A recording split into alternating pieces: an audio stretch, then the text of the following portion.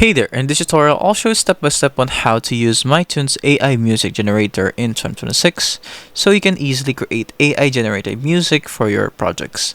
Make sure you follow the instructions till the end.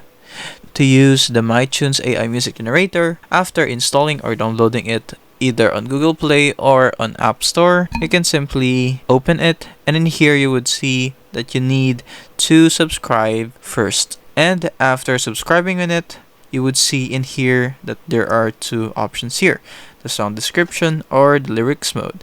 If you have any song description in mind, you can simply just jot it down on the description box or the text box. If you have any lyrics done, you can simply copy and paste it in here and hit the create. In here you would also see you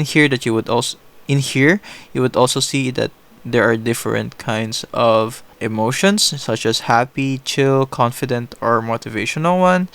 And after that, just hit create. If you want this MyTunes to actually cover your own voice, you can go to AI covers and create a voice. After creating a voice, you can simply just create the cover. And that's it. That is how you use the MyTunes AI Music Generator. If it helps, leave a like and subscribe for more tutorials like this.